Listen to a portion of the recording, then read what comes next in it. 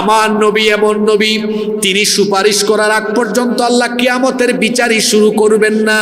এই জন্য মুসলিম শরীফে হাদিস এসেছে, আল্লাহর নবী বলেছেন, আনা সাইয়্যিদু ওয়ালাদি আদম ইয়াউমাল কিয়ামাহ, কিয়ামতের ময়দানে আল্লাহ তাআলা আমাকে আদম সন্তানদের নেতা বানাবেন।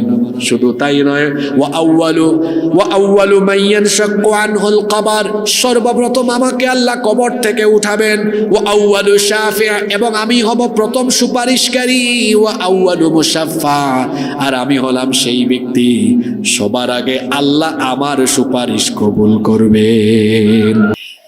সকল উম্মতের চাইতে এই উম্মত দামি, এই উম্মত ভিআইপি উম্মত, ভিআইপি উম্মত। কিয়ামতের ময়দানে মুসা নবীর উম্মত, ঈসা নবীর উম্মত, ইব্রাহিম নবীর উম্মত, সব নবীর উম্মত লাইন ধরে দাঁড়ায় থাকবে। উম্মতে মুহাম্মদীকে সবার চোখের সামনে আগে জান্নাতে ঢুকানো হবে। আলহামদুলিল্লাহ পড়বেন না?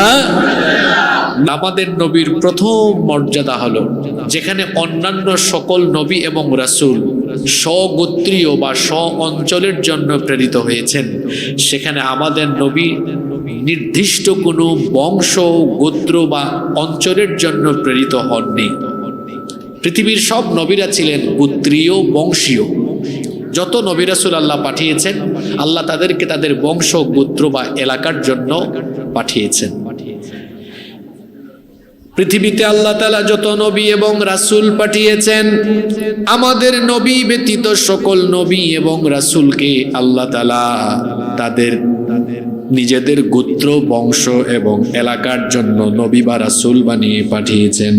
যেমন নূহ আলাইহিস সালামের ব্যাপারে আল্লাহ তাআলা কোরআনে কারীমের 7 নম্বর সূরাতুল আরাফের 59 নম্বর আয়াতে বলছেন, লাকাদ আরসালনা নূহান ইলা কওমিহি فقال يا قوم اعبدوا الله ما لكم من إله غيره।